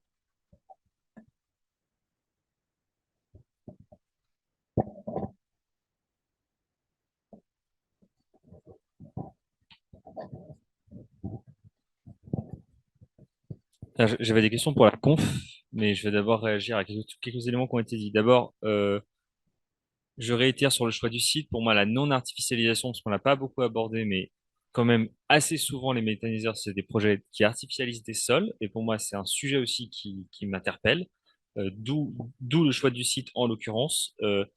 La question de la distance aux habitations, je l'entends tout à fait de votre point de vue. On a déjà discuté de ce sujet. Je prends juste le côté de la métropole en termes d'implantation, trouver un site en non enfin, qui n'entraîne pas de l'artificialisation dans une zone zonée industrielle qui est là à plus de 400 mètres des habitations sur la métropole, ça commence à être compliqué. C'est-à-dire que de notre point de vue, c'est éloigné des habitations. Voilà comment je le tourne. Je comprends que c'est pas votre point de vue. Je dis juste que de fait, et si vous prenez même les implantations d'éoliennes en France, aller trouver des sites d'implantation éolienne, c'est pas si facile que ça aujourd'hui, parce que en fait, trouver cet éloignement-là des habitations, c'est pas toujours aussi facile que ça. Sur la question du sourcing, on n'en a pas parlé, mais moi, ce qui me paraît important, c'est le fait que on n'est pas que sur un méthaniseur agricole, enfin, et qu'il y a plusieurs types d'intrants. Et c'est ce que je trouve aussi intéressant parce que c'est un élément, je trouve, qu'il faudrait favoriser à l'avenir. Et je reviens sur le contrôle citoyen. Enfin, je pense que déjà, il faut qu'on porte plus fortement le fait que l'État doit mettre des moyens pour contrôler la méthanisation. C'est-à-dire qu'aujourd'hui, il n'y a pas assez de moyens pour contrôler les installations industrielles. Voilà, il n'y a pas de contrôleur. Donc, c'est un problème majeur. Mais ça, pour le coup, enfin, je pense qu'il faudrait le porter beaucoup plus. Mais je reviens sur le contrôle citoyen. C'est-à-dire que quand il y a des gens qui, 2 fois par an, demandent des comptes, demandent des éléments sur quels ont été vraiment les intrants, etc., et qu'il y a un contrôle externe qui valide ça, ça fait une vraie forme de contrôle. C'est pas le même contrôle parce qu'on ne contrôle pas les installations et est-ce que le boulon est bien serré, est-ce qu'il y a un risque d'accident, mais sur d'autres éléments qui ont été cités, c'est une vraie forme de contrôle. Je pense vraiment qu'il faut qu'on appuie sur ce côté de contrôle citoyen parce que déjà, c'est une manière de transformer parfois la colère autour des projets en une forme de pouvoir interne. Donc, c'est pas déplaisant que d'arriver à créer un pouvoir interne et ça permet un vrai contrôle. Je reviens sur la chaufferie Californie. Franchement, ça permet de faire des choses. Moi, j'avais juste. Bon, alors, je termine mes remarques comme ça sera fait. Juste vous dire que là, je suis en train de défendre la méthanisation, ce qui est un peu inconfortable parce qu'en fait, souvent, je suis aussi contre les gaziers. C'est-à-dire que les gaziers, GRDF, eux, ils ont un schéma de 100% gaz en France qui s'appelle le modèle allemand. Et moi, je leur dis, c'est pas ça qu'on veut, nous. C'est-à-dire que nous, moi, je défends pas un modèle d'ultra-méthanisation. C'est aussi important de se le dire. C'est-à-dire que eux, ils sont sur un format où on n'a même pas besoin de baisser les consommations de gaz. On va faire de la méta partout, donc tout est réglé.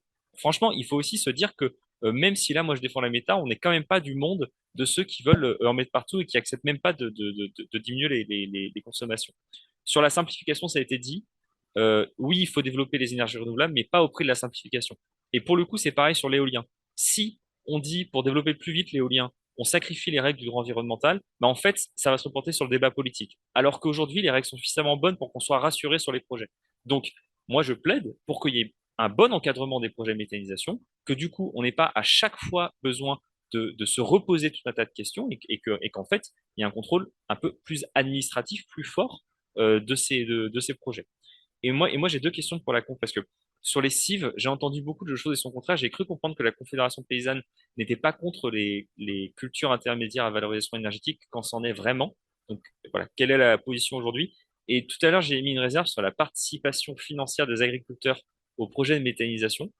Je n'ai jamais trop vu de position de la Confédération paysanne sur ce sujet. Enfin, quelle est votre position? Parce que, encore une fois, dans le cadre des zones d'accélération NR, nous, on commence à émettre des cahiers des charges.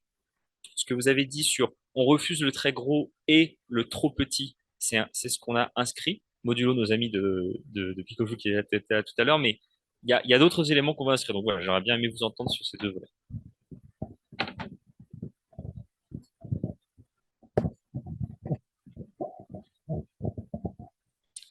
Les cives, alors j'ai des collègues paysans dans la salle, vous me complétez si je dis des bêtises ou si je suis pas assez précise parce que c'est pas ma spécialité.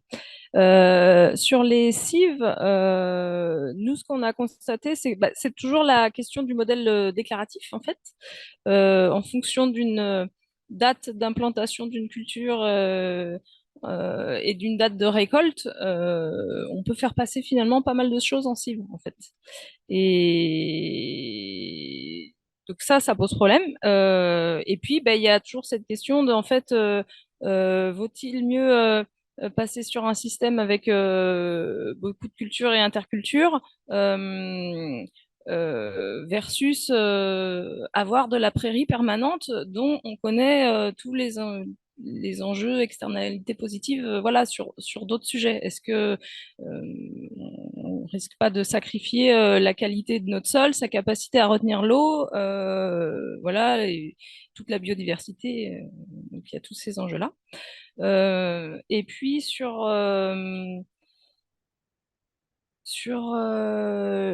la participation des agriculteurs, moi je pense qu'il faut qu'ils prennent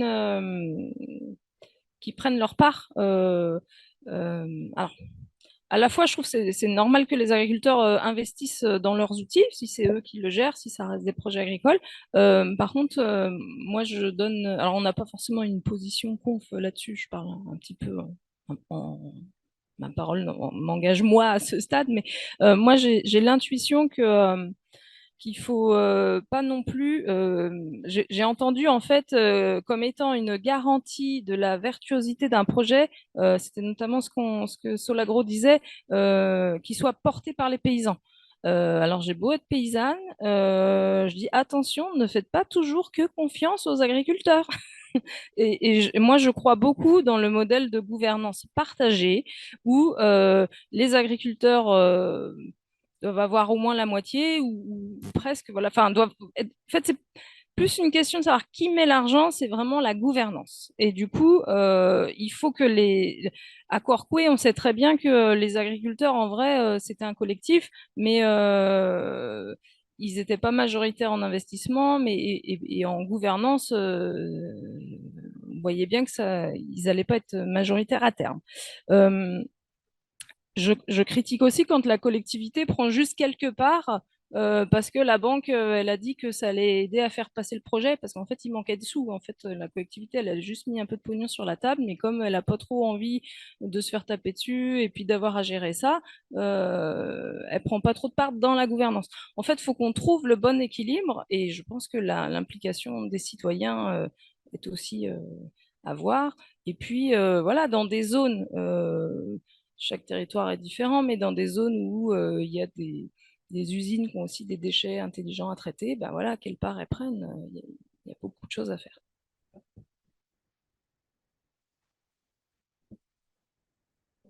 Je veux bien rebondir par rapport aux cives, que vous parlez souvent des cives. Alors, à l'origine, pour pas laisser les sols nus, on parlait de piège à nitrate qu'on restituait au sol, du coup, la culture.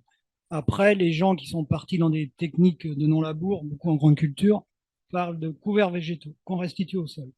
Et là, maintenant, on parle de cives, culture intermédiaire, pour faire de l'énergie. Donc, ça veut dire que c'est encore quelque chose qu'on va prendre au sol. Du coup, moi, concrètement, je vois sur ma commune, il y a 2 méthaniseurs, ils font des cives. Donc, ils les mènent le plus loin possible. Donc, ils vont les récolter autour du 10-15 mai, avec des gros volumes. Ils vont faire un maïs derrière. Donc, c'est de l'eau. Il faut de l'eau, de l'eau, de l'eau, de l'eau. Donc, c'est un gros piège ici. Faites attention quand on met tout le temps en avant ici comment ils sont faits. Et aujourd'hui, quand on dit que les 15% de culture dédiée, là, moi, sur ma commune, il y a une exploitation, là, ils ont fait 400 hectares de maïs, ils ont 150 vaches. Donc, en gros, 150 hectares de maïs pour nourrir peut-être les 150 vaches. Tout le reste part au méthaniseur. Et ils arrivent à être dans les clous parce qu'ils arrivent à déclarer les maïs en cive. Je ne sais pas comment ils bidouillent. Enfin, bon, et du coup, comment on propose un autre modèle? C'est ça le truc, parce que je pense que c'est super. Je suis trop vieux, moi, pour me lancer dans la méta, mais j'aurais rêvé d'avoir une petite méta sur la ferme, comme l'atelier paysan présente un maraîcher qui arrivait à le faire. Ouais, ou un petit peu plus grand sur les exploitations. Là, c'est plutôt à titre d'une maison, quoi. Et c'est comment on arrive à proposer un autre modèle. Moi, j'ai une autre remarque aussi à faire, c'est qu'on parle toujours, donc on importe pour la méthanisation agricole, puis dans le méthaniseur, donc c'est des importations qui viennent de l'agriculture, le digestat retourne à l'agriculture et le gaz souvent à on va dire à la collectivité, au transport collectif ou au chauffage collectif. Et pourquoi ils ne commencent pas d'abord par retourner dans la ferme pour faire tourner les tracteurs? Je trouve que ce serait déjà à la base du bon sens que ce gaz, il retourne d'abord qu'il s'en aille d'abord pour produire du gaz, comme un peu avant on avait des chevaux et on avait du foin pour nourrir le bétail qui servait à cultiver les terres pour nourrir les hommes. Voilà. Ce que...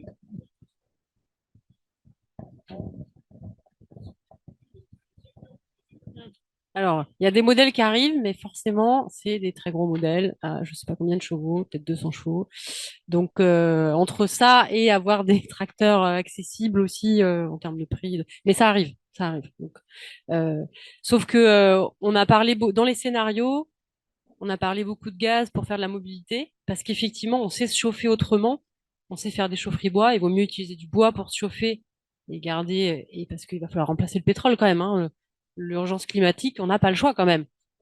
Mais alors là, sur la question de revenir, moi, là, ce qui me questionne beaucoup, et on pourra faire le lien peut-être avec Picojoule, c'est de revenir sur des très petits méthaniseurs. Moi, j'ai un mari qui est maraîcher, qui a fait beaucoup d'autoconstruction avec l'atelier paysan. Ce que propose Picojoule, c'est aussi il faudrait pas qu'on fasse 10 000 méthaniseurs qui fuient, parce que le problème aussi, c'est qu'il faut qu'on fait du méthane, il faut vraiment qu'on le capte, parce que sinon, on va faire. Voilà. Donc, la question des fuites, elle est vraiment importante, et elle est importante, elle est contrôlée. Maintenant, c'est obligatoire, l'étanchéité, ils ont des renifleurs. Est-ce qu'on arrive à le faire à une échelle petite?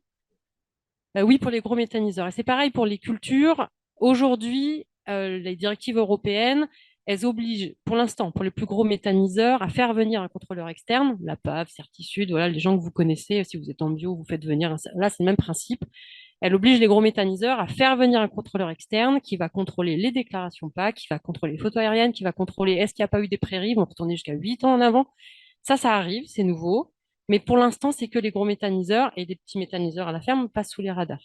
Les DTM, tout ça, vont commencer à les contrôler. Mais je pense que le cadre législatif, on l'a. En France, c'est toujours le problème, c'est qu'on met plein de lois et on ne sait pas comment les contrôler. Donc, c'est vraiment ce qu'on disait tout à l'heure, c'est donner à l'État plus de moyens pour contrôler. Je ne sais pas dans quelle commune vous êtes, mais effectivement, c'est pas normal qu'il y ait des fausses déclarations et ça doit pouvoir être contrôlé. Donc, la question, c'est est-ce qu'en termes de taille, est-ce que c'est d'être dans la gouvernance, d'avoir une gouvernance partagée et qui permet d'avoir accès, de contrôler aux décisions, y compris les citoyens, les agriculteurs? Parce que je pense quand même, par rapport à ce que vous disiez tout à l'heure, que dans la plupart des cas, un méthaniseur, il y a des matières qui viennent de l'agriculture, qui retournent à l'agriculture. Si les agriculteurs qui utilisent ces matières ne sont pas là pour faire les choix, bah, il y a un moment donné, il y aura quand même un problème. Donc, c'est pas qu'une question d'argent, c'est une question effectivement de choix, comme vous le disiez tout à l'heure. Et puis, juste dernier point, parce qu'il y a pas mal de.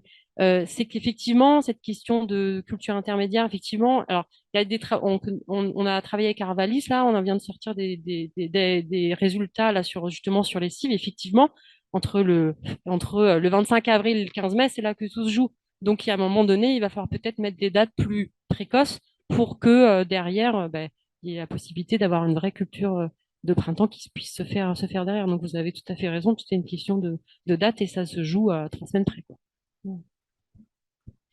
Alors, dans le retour au sol, il y a dans ces travaux, tout ça qui est publié, vous pourrez transmettre notre site internet. Il y a pas mal de choses qui sont faites quand même sur le retour au sol et à condition de ne pas pousser trop loin. C'est toujours cette question. Si vous faites une cive, une vraie cive, c'est-à-dire avec une vraie culture de printemps derrière, vous n'avez pas d'impact sur la biomasse que vous ne récoltez pas, qui est produite par les racines, qui est produite par les chaumes, là, des 15 cm que vous ne récoltez pas, elle est équivalente à un cipan qui faisait 30 tonnes de matière sèche hectare.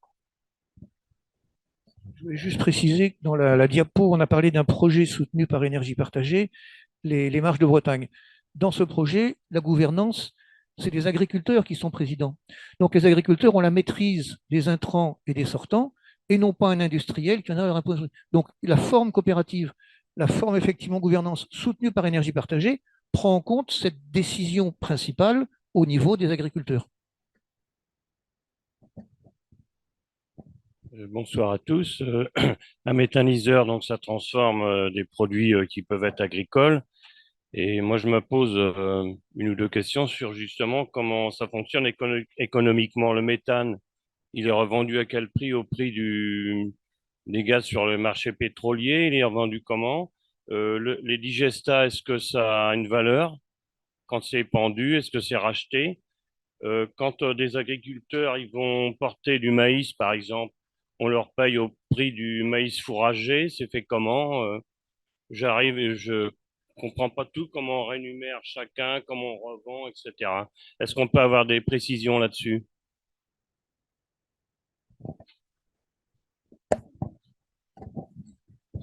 Alors, c'est comme pour l'électricité renouvelable. Hein. Aujourd'hui, hein, c'est principalement sous la forme d'un tarif d'achat qui est fixé par l'État. Et donc, c'est des taxes qui sont prélevées sur les acheteurs de gaz, donc tous ceux qui achètent des clients de gaz, comme l'électricité, hein, qui finance les tarifs d'achat, donc c'est des tarifs d'achat sur 15 ans. Et il y a des nouveaux mécanismes qui arrivent. Par exemple, aujourd'hui, l'État oblige les fournisseurs de carburant à incorporer 5-10% de diester ou de colzate, enfin, dans les carburants. Bah, demain, là, il impose aux fournisseurs de gaz un minimum, soit de produire du biométhane, Engie, Total, voilà, ils se sont déjà lancés, soit de racheter, mais sans, c'est-à-dire c'est eux qui vont fixer le prix, c'est eux qui vont, et donc là, ça arrive ça. Il y a encore d'autres mécanismes qui arrivent, mais voilà, c'est comme ça que ça se finance. Donc, la molécule, à part 2022, inflation, le gaz a pris, il est passé au final à ce moment-là, l'État faisait des économies en achetant du biométhane parce qu'il était racheté moins cher au méthane produit en France. Après, donc, le biométhane, il est acheté au méthaniseur plus cher que le prix gros du marché. Maintenant, il faut savoir ce qu'on achète sur le marché. Hein. On fait venir du gaz à des pays qui sont pas du tout respectables, du gaz de schiste qu'on fait venir, des choses qu'on s'interdit de faire nous-mêmes pour les impacts environnementaux et qu'on achète pour pouvoir remplir nos réservoirs. Aujourd'hui, c'est ça la situation. Donc, il faut qu'on accepte aussi, comme toutes les énergies, hein, si on veut une énergie propre, ben propre. Chaque activité humaine a des impacts, hein, il faut les limiter, mais chaque activité humaine et l'énergie a des impacts. Bah, il faut qu'on l'achète de la payer plus cher que ce qu'on paye aujourd'hui. Hein. Ça, c'est sûr. Et le digesta, il devrait avoir une valeur, hein, s'il y a de la matière organique, il y a des éléments fertilisants. Ça dépend des situations. Vous allez en Bretagne où tout est saturé, ils essayent de s'en débarrasser. Vous allez dans des endroits, moi je connais un méthaniseur pas très loin d'ici, dans les Deux-Sèvres. Elle a fait certifier son digesta en bio, elle le vend 50 € la tonne. Voilà. Donc on paye presque pour aller pendre jusqu'à, voilà, il y a grand écart.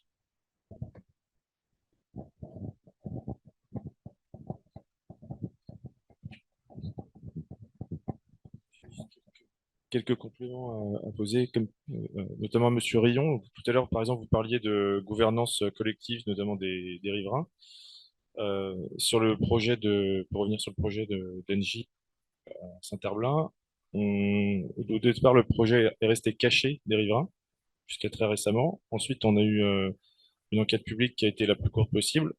Et là, on voit des pressions politiques au plus haut niveau de la métropole qui sont très fortes, notamment Monsieur Affilé, pour pousser le projet. Donc, on se demande, nous, en tant que simple riverain, quel pouvoir on a pour contrôler ce type de projet. Qu'est-ce qui va se passer si le préfet ne tient absolument pas compte, comme il a l'air de le faire, de nos avis, etc.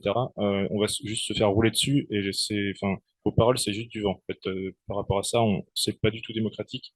On va se faire rouler dessus. Faut juste que vous le sachiez. Deuxièmement, ce type de méthaniseur, ça a été dit, ça implique d'avoir un certain volume de matières agricoles. Les matières agricoles, c'est pas du tout. Vous disiez pendant votre intervention au départ qu'il y avait besoin de effectivement traiter les biodéchets de la métropole sur place. Donc c'est effectivement quelque chose de vertueux. Mais pourquoi importer des choses agricoles, sachant qu'on est déjà dans une zone où il y a beaucoup d'habitants, etc. Rajouter des camions, rajouter des grosses installations, c'est pas forcément très vertueux non plus. Sachant qu'il existe d'autres modèles de méthaniseurs. Par exemple, il y a un certain nombre de villes, comme à Lyon, par exemple, il me semble, qui ont installé des méthaniseurs de quartier dans des conteneurs scellés qui permettent d'évacuer les biodéchets et de créer de l'énergie sous forme de chaleur ou sous forme de gaz à petite échelle et qui sont beaucoup mieux acceptés par les habitants. Et troisième point, euh, le micro, parce que-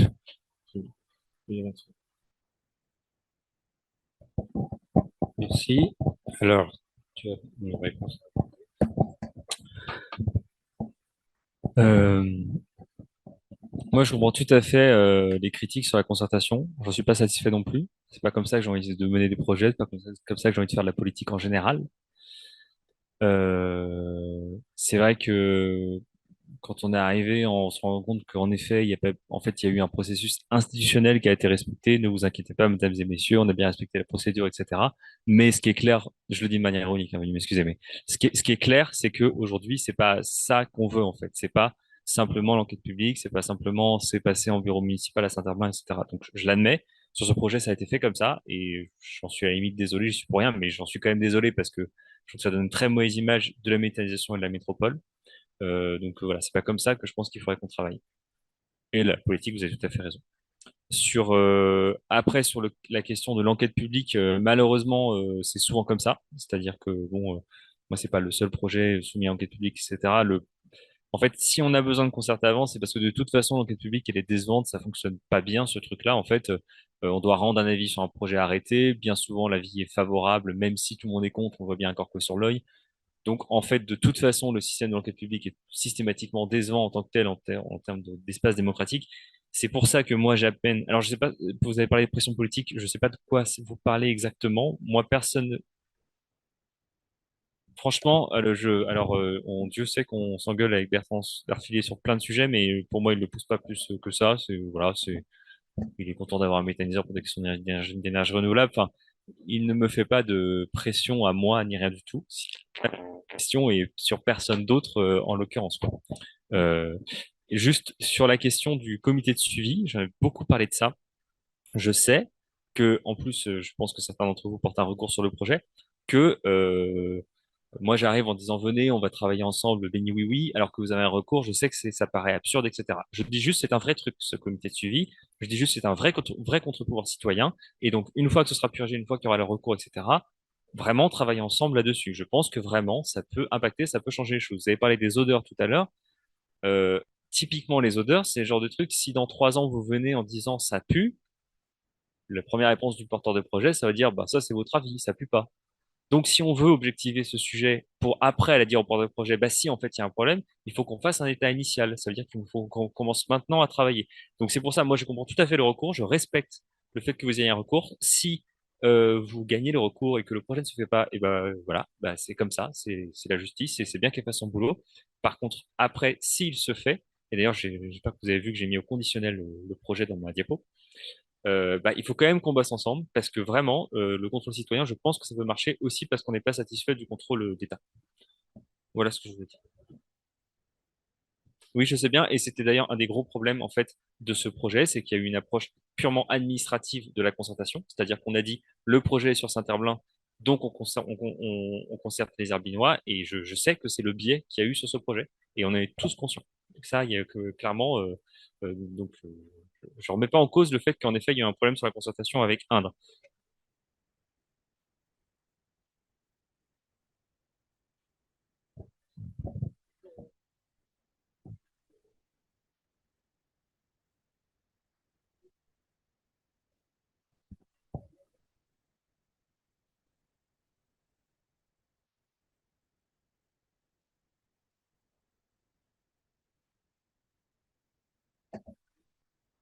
Mais en fait, c'est- cet article, c'est ce qui entraîne les concertations publiques dont nous ne sommes pas satisfaits. C'est ce que je venais de dire. J'ai bien lu l'avis de Ségolène Amiot. Je comprends, je suis assez d'accord hein, sur le fait qu'il y avait un problème de concertation avec les habitants de Indre sur ce dossier. Après, moi, je reviens au fait que, en fait, on peut, enfin, c'est pas la caricature dans laquelle vous êtes, donc je vais pas vous coller une étiquette de caricature. Mais par contre, on a vraiment un problème avec cette méthanisation parce que c'est dans nos scénarios. On peut pas juste dire on n'en veut pas. C'est ça ce que je veux dire. En tout cas, moi, j'ai pas les scénarios qui permettent de se passer du nucléaire dont il faut se débarrasser en France, d'avoir un système qui permet de se passer du gaz russe et du pétrole sans méthanisation. Voilà, personne ne m'a fait ces démonstrations, donc en l'état, je continue à soutenir ça. C'est juste ça ce que je dis. Et donc, c'est pour ça que c'est un sujet de controverse qui est devant nous. Parce qu'il va falloir qu'on clôture au bout d'un moment. Alors, je vais dire ce que j'ai sur ma to-do list, comme ça, j'aurai terminé. Aujourd'hui, il y a une question, j'ai noté les questions sur les CIF, c'est un vrai sujet. Nous, on se dirigerait peut-être vers signaler que nous refusons les cultures dédiées, même à hauteur de 15% dans les méthaniseurs de la métropole. Ça pourrait être une posture qu'on prendrait parce que voilà, ça nous semble, même à 15%, vous l'avez bien démontré, en fait, c'est pas bon. Donc, c'est une question qu'on se pose aujourd'hui, mais voilà, peut-être qu'on prendra cette position. Euh, et je voulais juste dire que, ah oui, et sur la question du tracteur, il y a un réseau qui s'appelle Smile, qui est un réseau pour le smart grid, qui est souvent assez technocentré, mais qui fait des choses intéressantes. Je vous encourage à aller jeter un coup d'œil. Et en l'occurrence, ils ont travaillé sur justement des tracteurs propulsés au gaz pour justement travailler sur de l'injection sur la ferme, etc. Donc il y a des projets quand même qui sont aussi financés dans ce sens-là. Moi, je voulais juste te dire, ça a été dit à un moment donné, si on veut se passer des énergies fossiles, on a besoin de substituts. Et en fait, du coup, c'est ça qui nous pose des controverses dans le milieu de l'écologie. Parce que euh, une des grosses politiques publiques qu'on développe sur la métropole, c'est le bois énergie dans les réseaux de chaleur. Évidemment que brûler du bois, ça nous pose aussi questions. D'où vient le bois? Quelle est la ressource? Quelle est la pression sur la ressource, etc. Et il ne faut pas croire que c'est juste avec une étude ADEME qu'on va régler ce problème. C'est des controverses qu'on va se traîner pendant la centaine d'années qui va accompagner la transition écologique. Donc, je pense que des sujets comme le contrôle citoyen, des mobilisations associatives et finalement émettre des conditions pour que les institutions s'en fassent relais, c'est important parce qu'il faut qu'on arrive à maîtriser toutes les dérives qu'on aura autour de toutes ces technologies. Bon, merci. On arrive presque au terme de notre conférence débat. Peut-être on va encore prendre une ou deux questions, mais sachant qu'on a un délai très court, pour ceux qui n'ont pas parlé.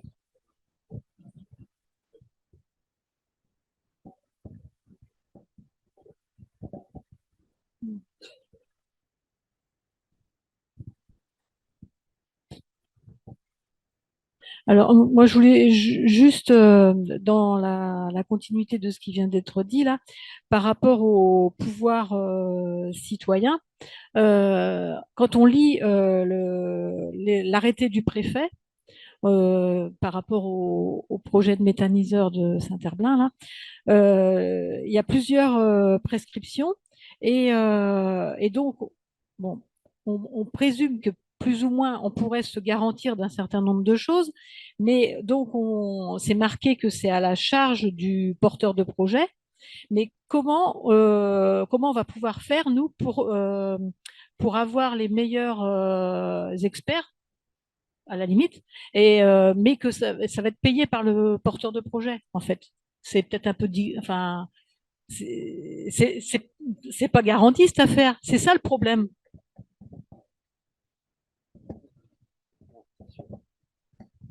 Alors ça, c'est moi qui ai insisté pour que ça y soit.